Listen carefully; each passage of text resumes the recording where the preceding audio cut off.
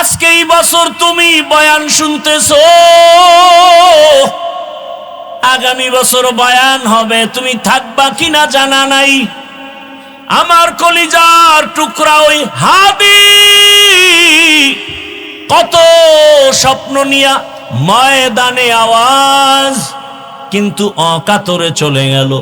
কেউ ভাবেও নাই সন্তানটারে নাকি হাতের মধ্যে নিয়ে বলেছিল, আমি যদি মরে যাই আমার সন্তানটাকে দেখে শুনে রাখিও। আজও কলিজা ভরে দোয়া করেছি, এমন একটা মোনাজাত নাই যেখানে আমি যুবকের জন্য কলিজা ভরে দোয়া করি না।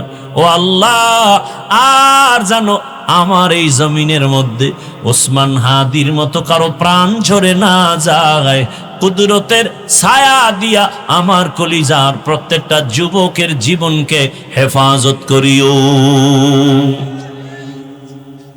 এরে আমার কলিজার বাবারা, আমার আল্লাহকে বেজার করা যাবে না কেন, সেই প্রশ্নের জবাবে আমি এতক্ষণ হাদিসের আলোচনায় আছি। আমার আল্লাহ কেমন দয়ার মালিক, সারা জীবন বয়ান করলে শেষ করা যাবে না। ওরে তুমি ঘুমাইতেছো রাতের বেলা, আল্লাহ যদি সজাগ করে না দেয় কেমনে সজাগ হইবা? আমার আল্লাহ সজাগ করে দিতেছে। আবার কত মা কান্দে, রাতের ঘুমের মধ্যে সন্তান চিরবিদায় হয়ে গেছে।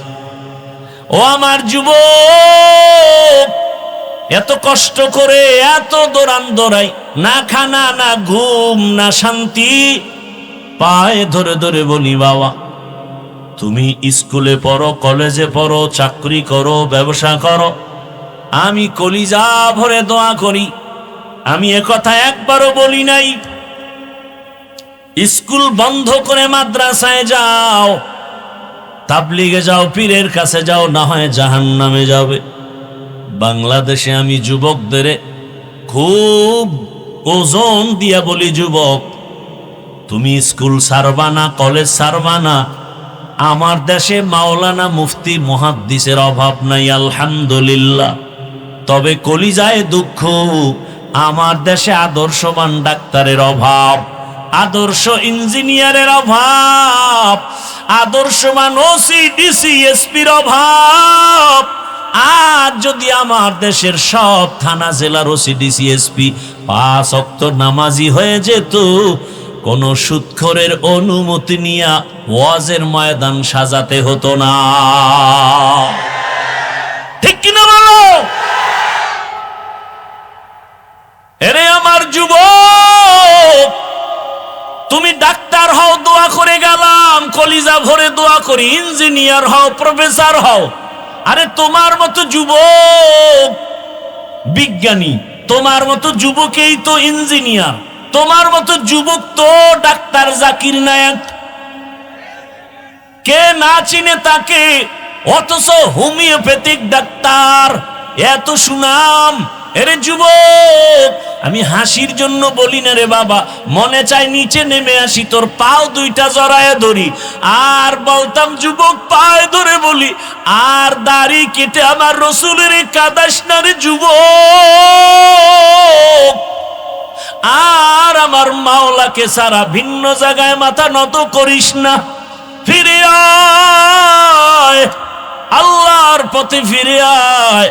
ও যুবক, আমি নিচে নেমে পাও ধরার জন্য রেডি হয়ে বসে আছি। একটা যুবক, তুমি দিনের পথে চলে আসো। তুমি ডাক্তার হও, ইঞ্জিনিয়ার হও, তুমি প্রফেসর হও, তুমি একজন এমপি হও, তুমি একজন চেয়ারম্যান হও, তবে আমার আল্লাহকে নিয়ে জিন্দা থাকো। তোমার সম্মান এত বেশি, আজকে তুমি টাকার পেছনে দৌড়াও কেন? জ্ঞানটাকে কাজে খাটাও, চরিত্র ঠিক রেখে বড় হও, লেখাপড়া করে একটা জায়গায় যাও, টাকাওয়ালারা তোমার পেছনে ঘুরবে। আল্লাহর ভয় অন্তরে জমা করো, ওই মালিকের আপন বানাইয়া চলো। অনেকে মনে মনে ভাবতে পারো এটা কেমনে সম্ভব। হ্যাঁ, তুমি এবার নিজে তাকায় দেখো, জীবনে মাদ্রাসায় যায় নাই, আলিফ বা তাও শিখে নাই, তোমার লাইনের জেনারেল যুবকটা স্কুলে পড়ে, কলেজে পড়ে, 5 বেলার নামাজ পড়ে নাই? বলো তোমার কপালটা কেন এত খারাপ? তুমি পারো না কেন? কত ওসি, কত ডিসি, কত এসপি 5 বেলার নামাজ পড়ে। তোমার লাইনের যুবক র্যাব, আর্মি, পুলিশ, বিডিআর এর চাকরি করে, নামাজ ছাড়ে না, নদীর মধ্যে মাছ ধরে, নামাজ বাদ দেয় না। বলো তুমি কেন পারো না? রাস্তায় গাড়ি চালায় কত যুবক নামাজ ছাড়ে না, বলো তুমি কেন নামাজ পড়ো না? আমার মন বলে তোমার কপালটা পুড়িয়া গেছে, তাড়াতাড়ি তওবা করে নাও। কয়দিন আর বাঁচবা? মরণ যদি হয়ে যায় খালি হাতে কবরে যেতে হবে। ও যুবক রে, ঘুমের মধ্যে লাশ, যুবকের লাশ। ওই যে কয়েক মাস আগে আমি বাইতুল্লাহর সামনে জিয়ারতে ছিলাম, হঠাৎ খবর শুনতেছি এক আল্লাহর বান্দা বিদেশে টাকা পয়সা কামাই করে আসছে, বাংলাদেশে পরিবার নিয়ে কিছুদিন আনন্দ করে আবার চলে যাবেন। এয়ারপোর্টে নামলো, পরিবারের লোকেরা গাড়ি নিয়ে আসছে, গাড়ির মধ্যে উঠছে, কত দিনের আনন্দ। যাইতে যাইতে যাইতে যাইতে বাড়ির কিনারায় যাওয়া মাত্র একটু দূরের থেকে গাড়িটা পানির মধ্যে পড়ে গেছে। ওই আল্লাহর বান্দা যুবক নিজের কাঁধে স্ত্রীকে টেনে টেনে নামাইছে। সন্তানটা বাচ্চা সন্তান, একটা শিশু বাচ্চা, বাবাকে যখন একটু ডাক দেয় কলিজাটা শান্ত হয়ে যায়, প্রাণটা ভরে যায়। ওই সন্তানটা পর্যন্ত মরে গেল। সাংবাদিক জিজ্ঞাসা করতে গিয়া এই পরিমাণ কান্না করেছে। আর বলে মানুষ গরিব থাকলেও তো ছেলে মেয়ে নিয়ে এক জায়গায় থাকার একটা আনন্দ আছে, আমি কপাল পোড়া সে আনন্দ পেলাম না। টাকার জন্য বিদেশ গেলাম, সেখান থেকে আজ আমি টাকা স্বর্ণের অলংকার নিয়ে আসছি আমার বিবির জন্য, আমার সন্তানের জন্য। আজ আমার কপাল কেন এত খারাপ? বাড়ির দরজায় আসা মাত্রই কাছাকাছি গাড়িটা পড়ে আমার চোখের সামনে আমার কলিজার বাবাটা মরিয়া গেল, আমার হাতের সামনে স্ত্রী মরিয়া গেল। আমি এখন কোন ঘরে যাব? ঘরের বাতি দেনেওয়ালা নাই, আমাকে বাবা বলে ডাক দিয়া সান্ত্বনা দেওয়ার বাচ্চাটাও নাই। ও আল্লাহর বান্দারা, কার পেছনে ঘুরো? যার পিছে ঘুরো লেখা রাখ, তোরে মারার জন্য ওই বন্ধুটাই যথেষ্ট। শত্রু তোরে মারবে না, তোরে মারবে তোর এক প্লেটে খানেওয়ালা বন্ধু। ভাগে কম পড়লেই বলবে ওকে মাইনাস করে দাও, এ জমিন থেকে তাড়ায় দাও, ওকে রাখলে আমার ভাগে কম হয়ে যায়। এই বানা মানুষ মারার জন্য এখন কোনো দুশ্মনের দরকার হয় না। আপন মানুষ বন্ধুটা আপন বন্ধুটারে মেরে ফেলে। এরে আল্লাহর বান্দা, ভালো করে বুঝো। আজকে তুমি এখানে আছো, আল্লাহ বারবার বলে আমি আল্লাহ তোকে বলি না তুই চাকরি ব্যবসা ছেড়ে দিয়া শুধু আমাকে ডাক না। না, আমি আল্লাহ ইবাদতের বাউন্ডারির মধ্যে পুরো দুনিয়াটারে আটকায়া দিছি। ব্যবসা করো ইবাদত, চাকরি করো ইবাদত, ডাক্তারি করো ইবাদত, ইঞ্জিনিয়ার হও ইবাদতের লাইনে চলো, আল্লাহর মোহাব্বত নিয়ে চলো। ও আল্লাহর বান্দারা, আজকে তুমি সুস্থ বয়ান শুনতেছো, আগামীকাল এই টাইমে আল্লাহ না করুন হতে পারে তুমি হসপিটালের রোগী হয়ে যাবে। তুমি গিয়া মোবাইল চালায় গুনাহ করে করে ঘুমায় যাবা। 10টা 11টায় তোমার আম্মু এসে ডাকবে, বাবা ও আল্লাহ না করুন বুঝাবার জন্য বলি, হঠাৎ মা শরীর স্পর্শ করে দেখবে বরফের মতো ঠান্ডা। মা একটা চিৎকার দিয়া বলবে আমার বাবা দুনিয়াতে জিন্দা নেই। মাথাটা গরম হয়ে যাবে, আমাকে এখন কে আম্মু বলে ডাক দিবে, বাবায় টেলিফোন করবে, তোমার তো চক্ষু বন্ধ, রুহুটা চলে গেছে।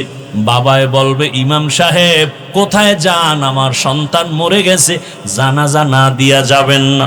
বাবা কাঁদবে আর বলবে, এক দলকে বলবে যাও বাঁশ বাগানে কবর খনন করো,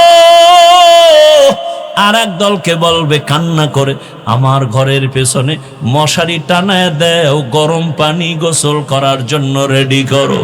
তোমার আমার হাতের মোবাইলটা আর একজনে নিয়ে বলবে এ মোবাইল তো আমার, এখন আমার হাতের ঘড়িটা নিয়ে আর একজনে হাতে দিয়া বলবে ঘড়ির মালিক আমি। আমার গায়ের গেঞ্জিটা বেলেট দিয়ে কেটে কেটে মা বাবায় রেখে ফেলবে। এরপরে গোসল করায়া সাদা কাফন পরাইয়া জানাজার ময়দানে যখন নিবে, জানালা দিয়া মা ডাকবে আমার বাবাকে কই নাও, আমারে আর আম্মু বলে ডাকবে না, কই তোমরা নাও। বলে জানাজার ময়দানে বলে শেষবারের মতো চেহারাটা দেখাও, আমার বাবার একটু দেখিয়ে নেই, একটা নজর দেখবো। জানাজা পড়ায় কবরে নিয়ে যাবে, ওই কবরে পাড়ায়া মাটি দিয়া সব যখন বিদায় হয়ে যাবে, কেউ নাই। আজ আমার ডানে বামে সামনে পেছনে কত বন্ধু কত ভক্তের অভাব নাই। আমি মরে গেলে কবরে রেখে সব যখন বিদায় হবে, আরে অন্ধকার রুমে আমি ঘুমাইতে পারি না, কোন অনেক ভয় লাগে, অথচ মাটির ঘরে আমি একা কেমনে থাকবো রে বাবা। ওই কবরের সম্বল যদি ইবাদত না নিয়ে কবরে যাও, আরে আমার আল্লাহর পক্ষ থেকে ফেরেশতা তিনটা প্রশ্ন করবে, রবের পরিচয় দাও, ধর্মের পরিচয় দাও, রহমাতুল লিল আলামিনের পরিচয় দাও। এই তিনটা প্রশ্নের জবাব যারা দিতে পারবে তাদের কবর হবে রওজাতুম মির রিয়াজিল জান্নাহ। আর যারা প্রশ্নের জবাব দিতে পারবে না, আল্লাহর পক্ষ থেকে অর্ডার হয়ে যাবে, ও ফেরেশতা এই নাফরমানকে আমি দুনিয়াতে কম নেয়ামত দেই নাই, আমি আল্লাহ কোনোদিন বাধাও দেই নাই, আমি আল্লাহ অনেক ছাড় দিয়েছি, নামাজ পড়ে নাই, রোজা রাখে নাই, আমি আল্লাহ একবারও রাগ করি নাই, খানা বন্ধ করি নাই, বাতাস বন্ধ করি নাই, বরং আমি আল্লাহ পাক মোহাব্বতের নজরে বারবার ডেকেছিলাম। সে নামাজও পড়ে নাই, আলেমদের বয়ানও শুনে নাই, তওবাও করে নাই। আজকে আর কোনো সুযোগ দেওয়া যাবে না। রহমতের নবী বলেন আল্লাহর পক্ষ থেকে অর্ডার হয়ে যাবে, আল্লাহ বলবেন জাহান্নামের আগুন কবর ভরে দাও। এক পর্যায়ে আল্লাহর কুদরতি আওয়াজ, আল্লাহ বলবে কবরের মাটি দুই পার্শ্ব থেকে গুনাহগার বেনামাজিরে জোরে জোরে চাপ দাও। কবরের মাটি এত জোরে চাপ দিবে পাজরের হাড় চুরমার হয়ে যাবে। আম্মা জান আয়েশা রাদিয়াল্লাহু আনহা বলেন আমি দেখি রহমতের নবী আমার রুমের মধ্যে বসে বসে গুনগুন করে কান্না করেন, ইয়া রাসূলুল্লাহ আপনি কাঁদেন কেন? বলে আয়েশা আমার উম্মতের কথা মনে পড়েছে, হাসরের মাঠে কি উপায় হবে। সূর্যের গরম বড় ভয়ঙ্কর, সূর্যের গরমে মাটির জমিনটা হবে তামা, মানুষের মাথার মগজগুলো ভাতের মারের মতো ফুটতে থাকবে। এরে আল্লাহর বান্দা, নারী পুরুষ সবাই থাকবে উলঙ্গ। ওদিকে জাহান্নামের আওয়াজ, নবীরা পর্যন্ত কান্না শুরু করবেন। ও আমার যুবক বাবারা, ও পর্দার আড়ালের মা বোনেরা, ও বৃদ্ধ বাবাজি, আল্লাহর কোরআন থেকে বলছি, রসুলের হাদিস থেকে বললাম, রে বাবা যদি তোমার অন্তর বলে কোরআন সত্য, গুনাহ নিয়ে কবরে গেলে হাসরে গেলে তোমার আযাব ভুগতে হবে তাও সত্য। আর যদি বলো কোরআন মিথ্যা, তো আমাকে প্রমাণ দাও, আমিও তোমার লাইনে চলে আসি, দাড়ি কেটে ফেলি। আর যদি বলো না কোনো সন্দেহ নাই, আমি বলবো পা ধরে বলবো, পা আগায় দাও, পাও আমি হাত দিয়া ধরে বলবো। আজকে থেকে তওবা করো রে বাবা। জীবনে তো মোবাইলে রাতে গুনাহ কম করো নাই, জীবনে পার্কে পার্কে কম ঘোরো নাই, জীবনে মা বাবার সাথে কত বেয়াদবি করছো সীমানা নাই।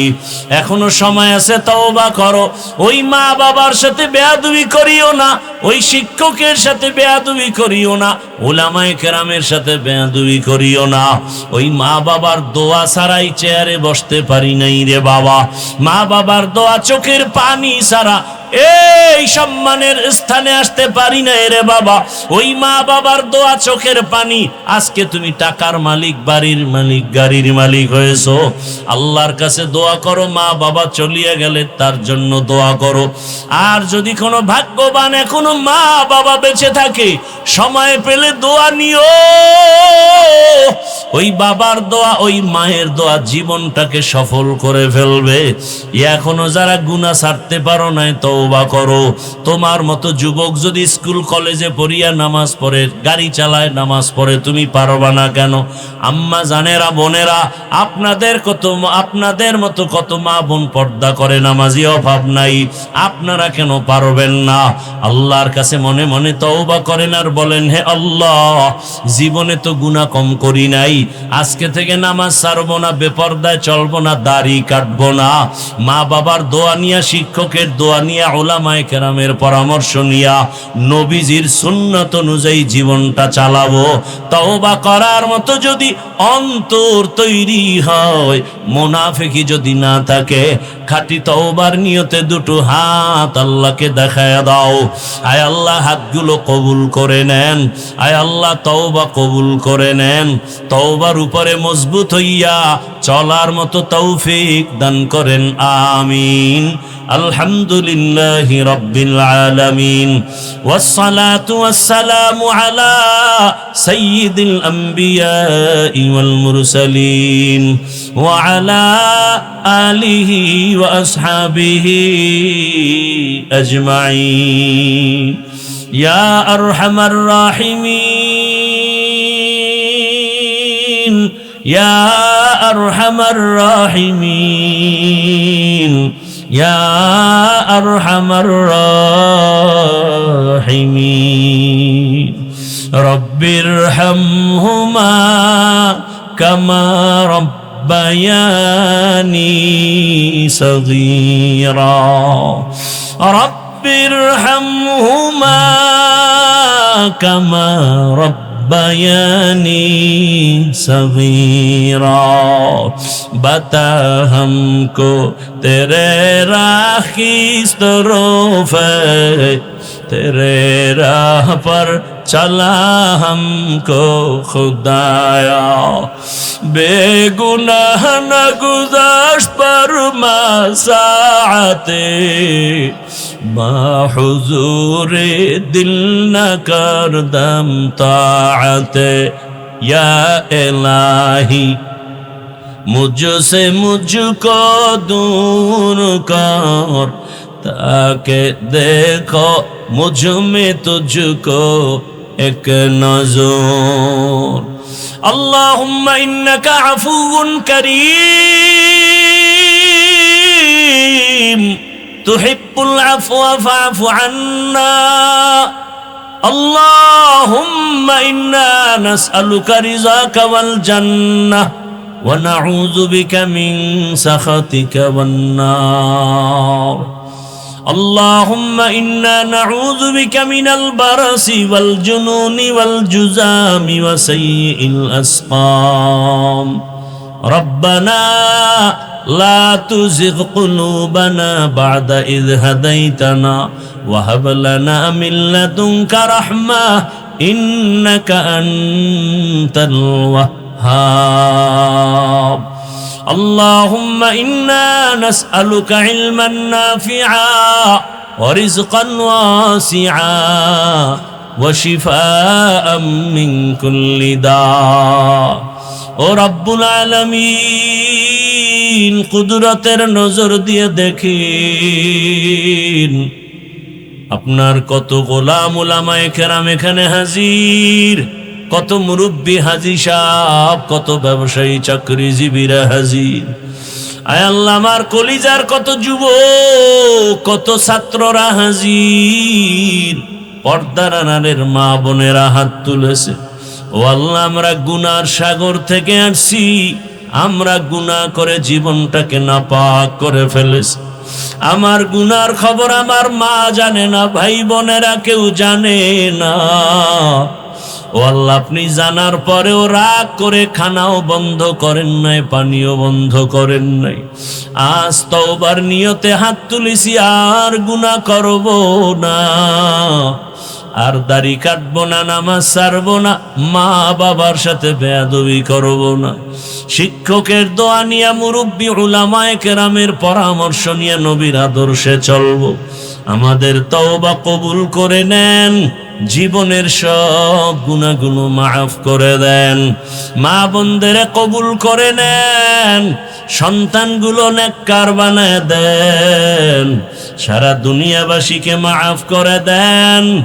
প্রবাসের জীবনে যারা কষ্টের জিন্দেগি নিয়ে কষ্ট করে রুজির জন্য কবুল করে নেন, রিজিকে বরকত বাড়ায় দেন, পেরেশানি দূর করে দেন।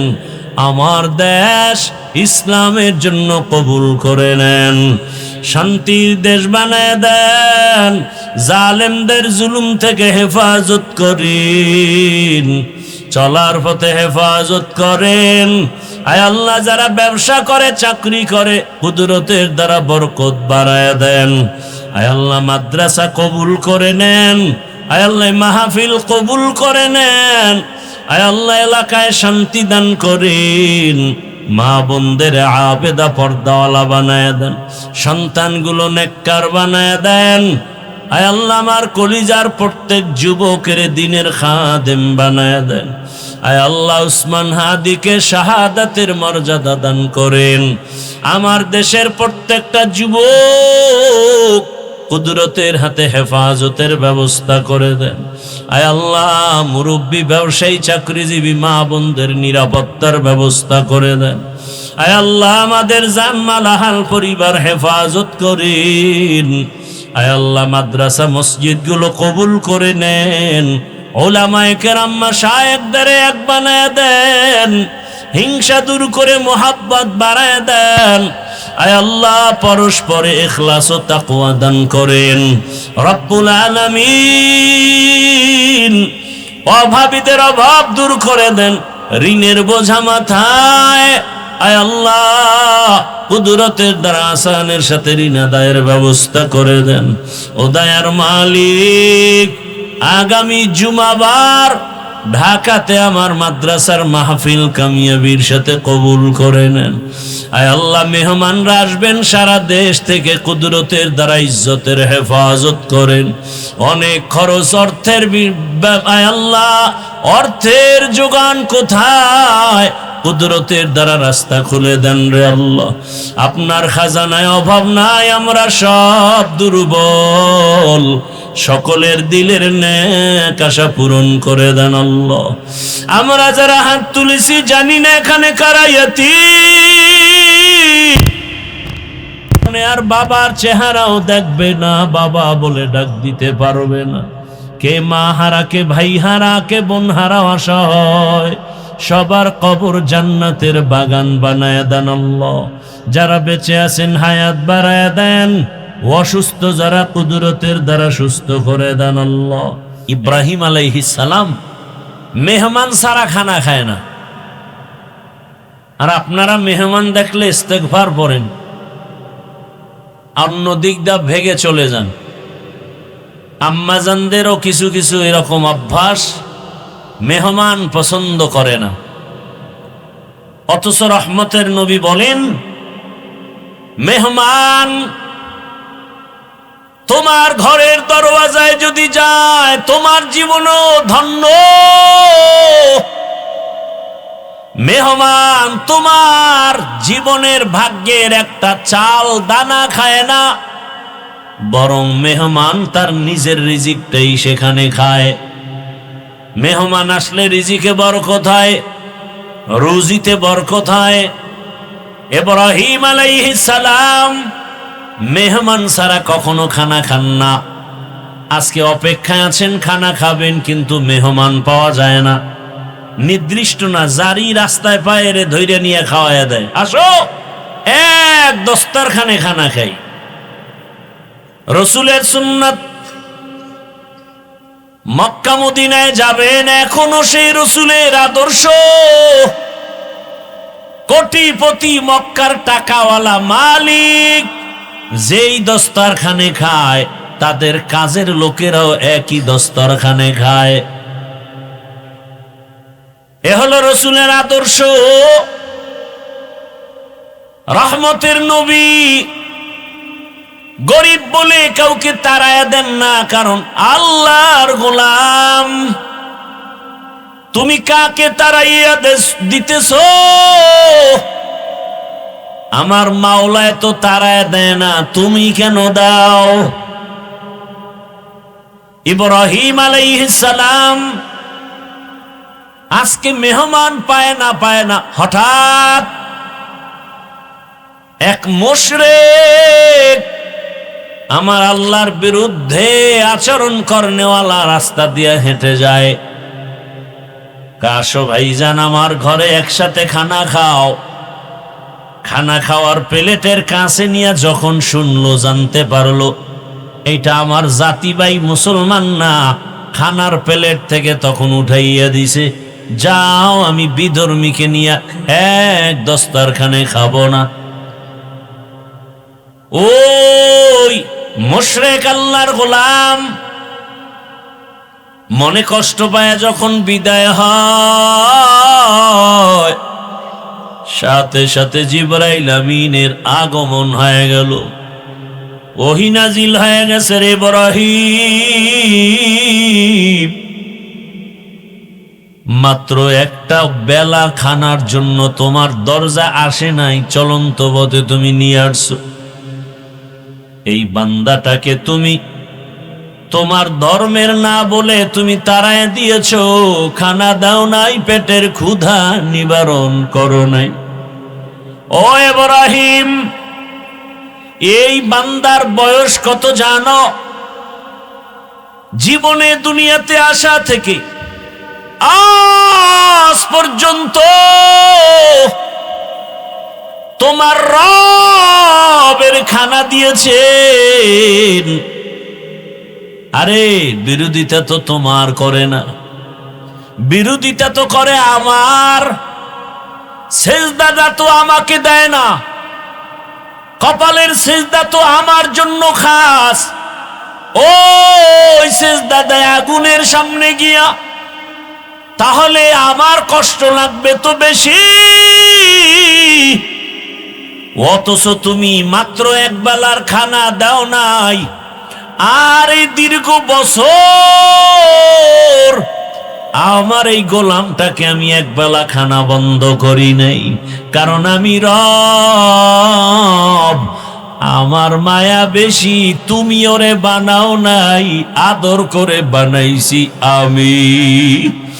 আমার বানানো বান্দার উপরে আমার এত দয়া, আমার এত মায়া, আমি চাই না আমার বানানো বান্দাগুলো জাহান্নামের আগুনে যাবে। এক সেকেন্ডের জাহান্নামের গরম সহ্য করতে পারবে না। আমি আল্লাহ চাই না আমার কোন গোলাম জাহান্নামে যাবে। এ কারণে যারা বেলাইনে দৌড়ায়, আমি নবী পাঠাইয়া যুগে যুগে সতর্ক করিয়েছি, জাহান্নামের পথে যাইও না রে যুবক।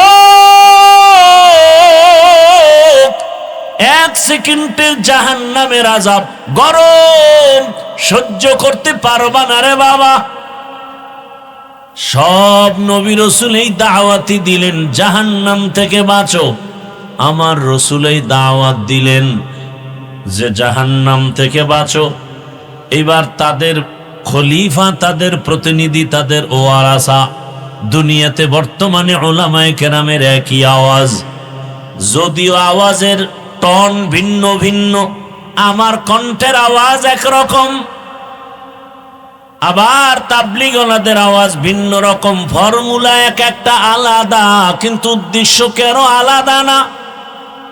আমার পেটের ভেতরে ব্যথা, ডাক্তার দেখাবো, গেলাম সিরাজগঞ্জ বাজারে, কথার কথা ওখানে তো হোমিওপ্যাথিক ডাক্তারও বসে আছে। যদি বলি আমার পেটের রোগ নিরাময় করেন, সে দিবে আমাকে লিকুইড পানি, বলবে 10টা ঝাঁকি দিয়ে তুমি 2 ফোঁটা করে খাও। ওই পেটের রোগের জন্য আমি ঘুরিয়া যদি MBBS ডাক্তারের কাছে যাই, ওই ডাক্তার বলবে ইনজেকশন দাও, সিরাপ নাও, ট্যাবলেট ক্যাপসুল নাও। আবার কোনো কবিরাজের কাছে গেলে বলবে তুমি তাবিজ নাও। আমি যেটা বুঝাতে চাই ভালো করে বুঝেন, হোমিওপ্যাথিক ডাক্তারের সিস্টেম আর ফর্মুলা আলাদা, MBBS ডাক্তারের রোগের ফর্মুলার চিকিৎসা ফর্মুলা আলাদা। কবিরাজের চিকিৎসা ফর্মুলা আলাদা, কিন্তু উদ্দেশ্য কারো আলাদা নাই। হোমিওপ্যাথিক ডাক্তারও চায় পেট ব্যথা ভালো হয়ে যাক, এমবিবিএস ডাক্তারও চায় পেট ব্যথা ভালো হয়ে যাক, কবিরাজও চায় পেট ব্যথা ভালো হয়ে যাক। ভাইরা আমার, ভালো করে বুঝো, ঈমানের লাইনে আমাদের কলবের মধ্যে রোগ আর গুনাহের ময়লা, এই রোগের চিকিৎসার জন্য একমাত্র উলামায়ে কেরাম ডাক্তার। বলে কেমন ডাক্তার? বলে ফর্মুলা এক এক রকম, এক একজনার। তাবলীগওয়ালাদের ফর্মুলা ভিন্ন, পীর সাহেব যারা মানুষের কলবের চিকিৎসা করে তাদের ফর্মুলা আর এক রকম, বক্তাদের ফর্মুলা, মাদ্রাসাওয়ালাদের ফর্মুলা আর এক রকম। ভিন্ন ভিন্ন ভিন্ন ভিন্ন ফর্মুলা হলেও কোনো টেনশন নাই, সবার উদ্দেশ্য এক, মানুষ যেন গুনাহ ছেড়ে আল্লাহওয়ালা হয়ে যায়। তুকু যাও সুন্নতে আহমদ কু যাও, বা মুহাম্মদ কে বুয়াদ নিসবত তোরা, মান আহাব্বা সুন্নতি কৌলে রসূল, মজদায়ে কা নামাই হাম কুন কবুল। আমার আল্লাহ তাআলা বলেন, আমি চাই না কেউ জাহান্নামে যাবি, কারণ এক সেকেন্ডের গরম সহ্য করতে পারো না, সেই পাওয়ার নাই, কারণ আমি তোরে বানাইছি দুর্বল করে। ওয়া খুলিকাল ইনসানু যায়ীফা, মানুষের মতো দুর্বল কোন প্রাণী আমি সৃষ্টি করি নাই। মানুষ এতটাই দুর্বল, একটা মশার কাছে দুর্বল, একটা পিপিলিকার কাছেও আমরা দুর্বল, কিন্তু মর্যাদা দুর্বল না, মর্যাদা বাড়ায় দিছেন সবার উপরে। দুনিয়াতে যত প্রাণী আছে সবার থেকে মানুষের মর্যাদা বেশি। ওয়ালাকাদ কাররামনা বানি আদম ওয়া হামালনাহুম ফিল বাররি ওয়াল বাহরি ওয়া রাযাকনাহুম মিনাত তাইয়্যিবাত ওয়া ফাদ্দালনাহুম আলা কাসীরিম মিম্মান খালাকনা তাফদীলা। বনি আদম বড় দামি। কয় কেন? কয় এগো মেধা বেশি। কয় মিথ্যা কথা। বনি আদম বড় দামি কেন? বলে এরা খেতে পারে বেশি। বলে মিথ্যা কথা। বনি আদম বড় দামি বলে কেন? এদের শক্তি বেশি। বলে মিথ্যা কথা। দুনিয়াতে সব শক্তিওয়ালাদের থেকে মানুষের শক্তি দুর্বল। দুনিয়ার সব মেধা সম্পন্ন প্রাণী থেকে মানুষের মেধা দুর্বল। দুনিয়াতে খানেওয়ালা প্রাণীর থেকে মানুষের খানার অবস্থা বড় দুর্বল। কি? মহাসমুদ্রে বড় বড় নীল তিমি আছে। এক একটা নীল তিমির প্রতিদিনের খাদ্য তালিকা 1000 কেজি চিংড়ি মাছ। কে খাওয়ায়? কে খাওয়ায়? ভাইরা আমার, জমিনের মধ্যে একটা বড় পাহাড়, কোহে কাফ, ওই পর্বতে একটা প্রাণী বসবাস করত, সিমর্গ। ওই প্রাণীটার প্রতিদিন খাদ্য হলো 40টা মোটা তাজা হাতি। সুবহানাল্লাহ। না সারাদিন বিড়ি টানলে আইব কেমন? হ্যাঁ, এক একজনের চেহারার থেকে কি নূরের আলো বিচ্ছুরিত হচ্ছে বিড়ি টানার ধাক্কায়। আল্লাহ হেদায়াত দান করুন। খুব খুশি লাগছে না? একটু বিড়ির প্রশংসা করছি, তাই তো? হ্যাঁ, বিড়ি টানলেন যারা, বিড়ি টানেন, আপনাকে ঠোঁটগুলো খুব লাল। কি? তোমাদের কলিজা এর থেকে আরো শতগুণ কালো, তোমার চরিত্র আরো কালো। পৃথিবীতে যদি কোনো ফাও আকাম থাকে, কিছু আকাম আছে, লাভ আছে। যেমন মদ পান করা একটা আকাম, কিন্তু এটাই লাভ আছে। খাইলেই শরীরে এনার্জি বাড়ে, লঙ্গি খুইলেই বউরে মা কয়া ডাক দেয়।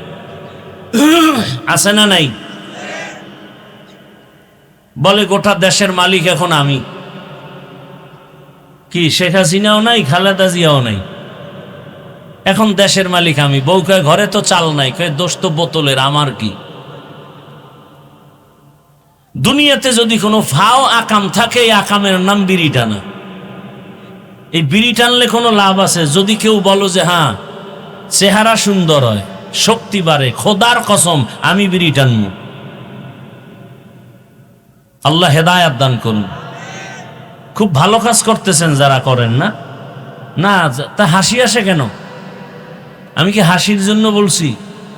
করতেছেন আকাম, আবার হাসতেছেন। লজ্জা থাকলে তো মাথা নত হওয়া উচিত। ওয়াজের প্যান্ডেলের বাইরে ঘুরে আর বিড়ি টানে, আবার মোনাজাত হবে, আবার বিড়ি। বউ কইব কি? মোনাজাতে বিড়ি কবুল হয়ে গেছে। কেউ আবার আসে ওয়াজের পরে বেলুন কিনে বাড়ি যায়, প্লাস্টিকের মাছ কিনে বাড়ি যায়। বউ জিগাইলে বলবে মোনাজাতে বেলুন আর মাছ কবুল হয়ে গেছে। হেদায়াত কপালে কবুল হয় নাই। আল্লাহ হেদায়াত দান করুন।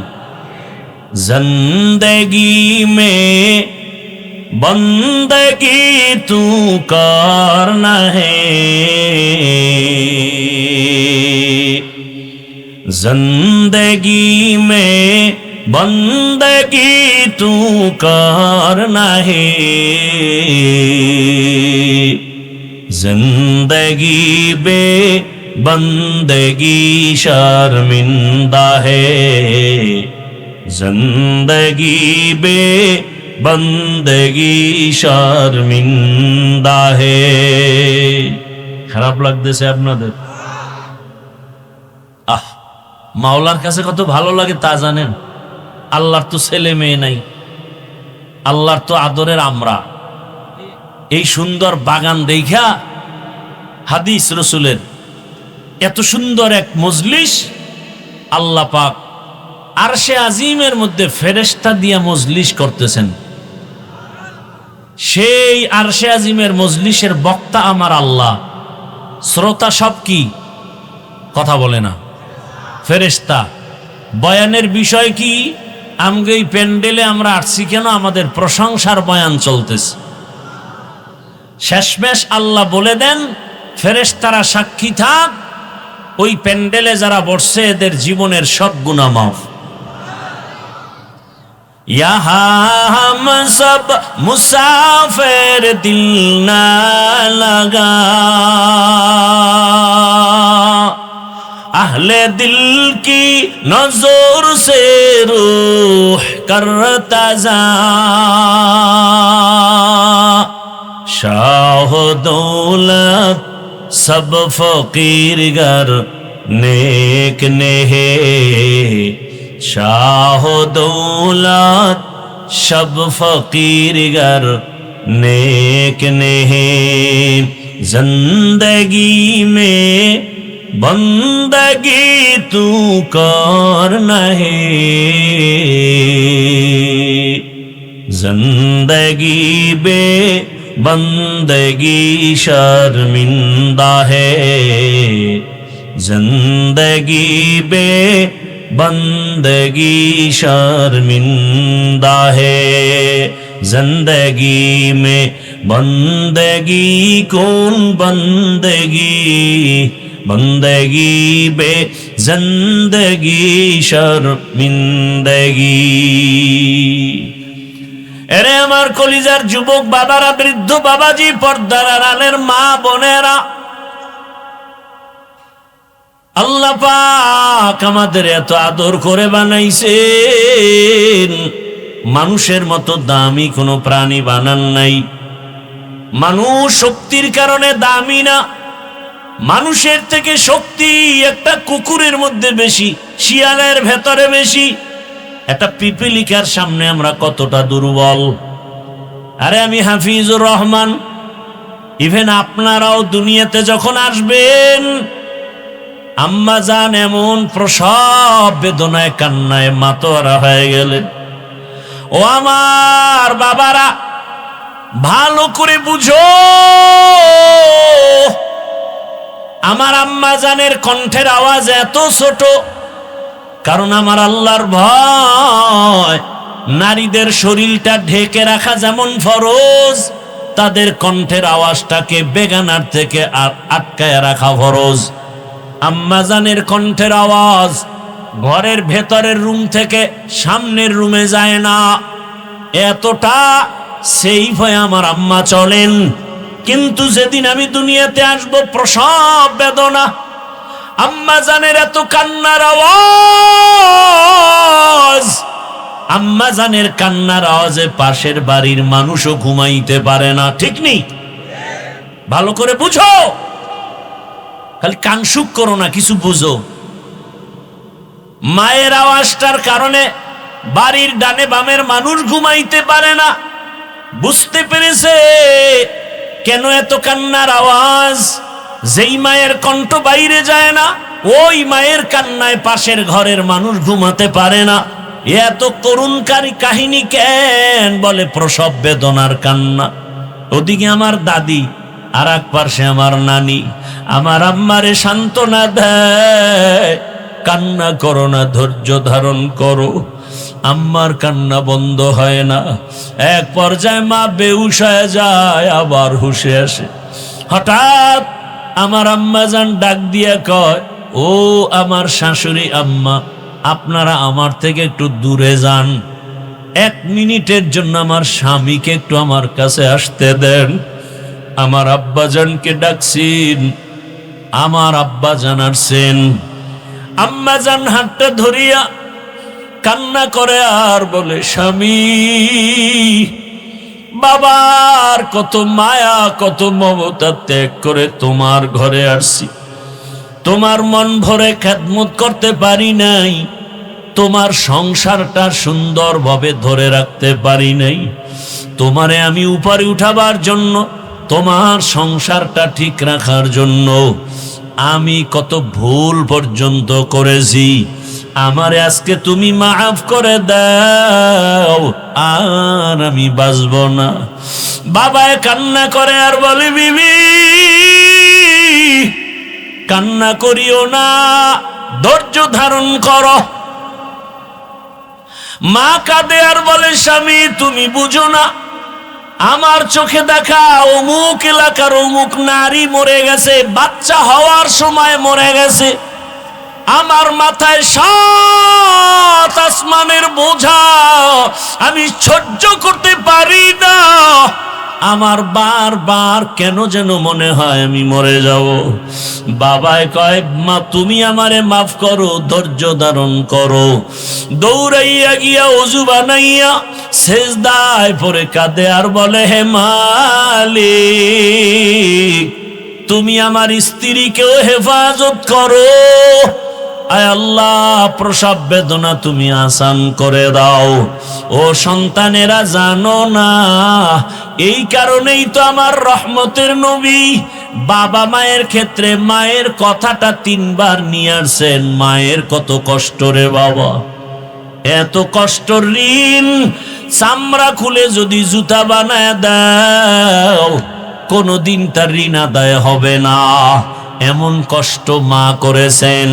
ও আল্লাহর বান্দারা, আমরা এতটা দুর্বল, অথচ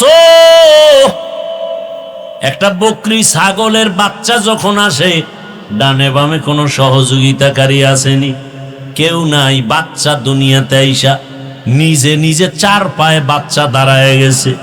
মায়ের দুধ কোথায় খুঁজা খুঁজা বের করছে। মায়ের দুধের ওলানটা শক্ত, কোনো ঔষধও আনার প্রয়োজন মনে করে নাই। মাথার কপালের অগ্রভাগ দিয়া ওলানের উপরে জোরে জোরে ধাক্কা দিয়েছে, তো ওলানটা নরম হয়েছে। জিব্বা নাড়া লাগানো মাত্র দুধ বাচ্চার পেটে চলে আসছে। আর আমরা কত দুর্বল,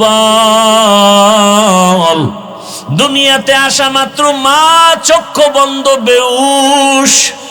আমার দাদি আর নানি কয়ে, তাকায় দেখ ফুটন্ত গোলাপ। মায়ের এত কষ্ট, মাত্র একটা নজর আমার চেহারার দিকে দেওয়া মাত্র মায়ের কলিজার সব কষ্ট পানি হয়ে গেছে। জীবনের মূল কষ্ট মায়ের, প্রসব বেদনায়।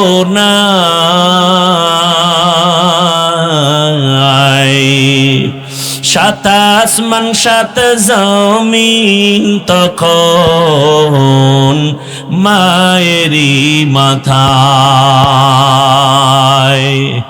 জীবনের মূল কষ্ট মায়ের প্রসব বেদনায়। সাত আসমান সাত জমিন তখন মায়েরই মাথায়। আমার সুন্দর মুখ দেখে মায়ের, আমার সুন্দর মুখ দেখে মায়ের ব্যথা যায় দে হাসাইয়া। ও আমার প্রাণের মা, মা গো মা, কোথায় গেলে মোরে ছাড়িয়া। জনম দুঃখী ইয়াতীম আমি, চাই না কেহ ফিরিয়া। আমি যখন ছিলাম আমার মায়ের উদরে,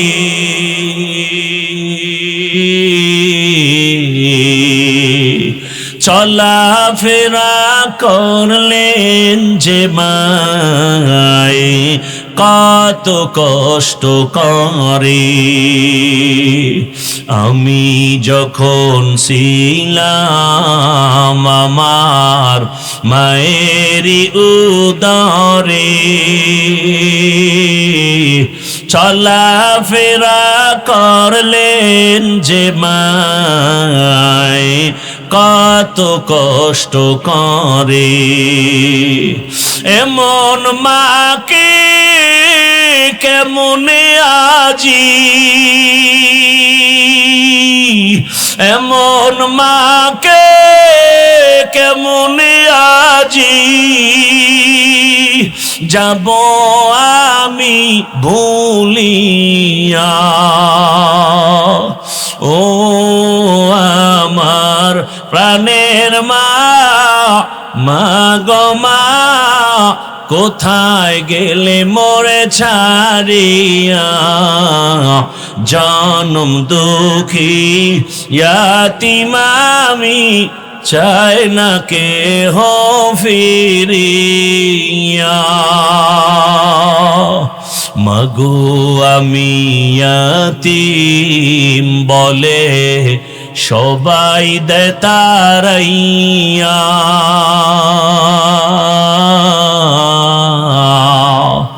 দুঃখের সাথে দিন কাটাই মা, পেটে ক্ষুধা নিয়া।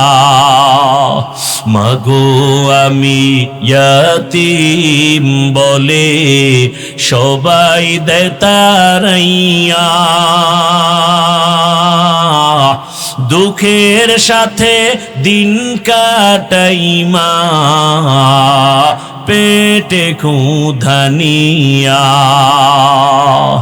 ঘুমের মাঝে মাকে দেখে, ঘুমের মাঝে মাকে দেখে কেন্দে দেই বুক ভাসাইয়া।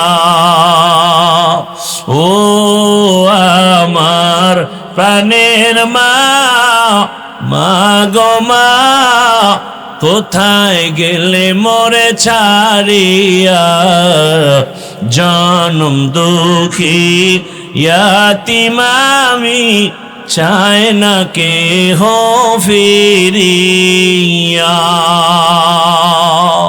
খিদমতে মা দর পে দর কুন সুবহ শাম। খিদমতে মা দর পে দর কুন সুবহ শাম। তাকে বাসি দর্দ আলম নেক নাম। কি এদের হেদায়েত হয়ে গেছে? কপাল ফোরারা হেদায়েত হয়ে গেছে না বিড়ি টানতে যাও?